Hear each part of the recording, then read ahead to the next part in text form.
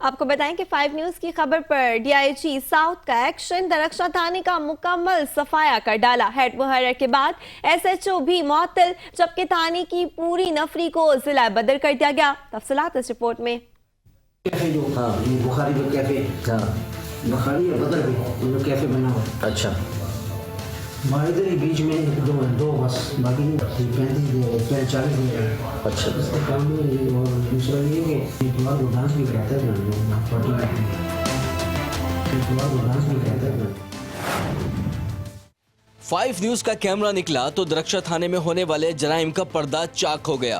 थाने के हेड मुहर्रर ने नए जराइम खुलवाने के रेट बताना शुरू किए तो सब कैमरे की आंख ने महफूज कर लिया।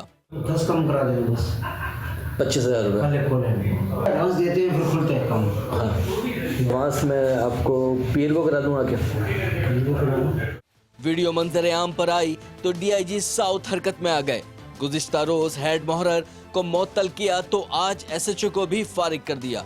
यही नहीं, बस थाने की पूरी नफरी को जिला बदर भी कर दिया।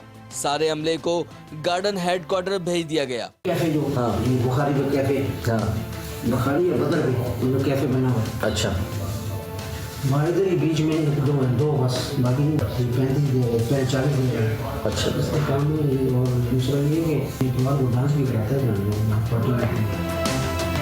इतवार को डांस भी कराते हैं। इंटेलिजेंस अफसर को भी ओहदे से हटाया और ओहदे से तनज़्ज़ली भी कर दी। यासिर हुसैन, 5 न्यूज़, कराची।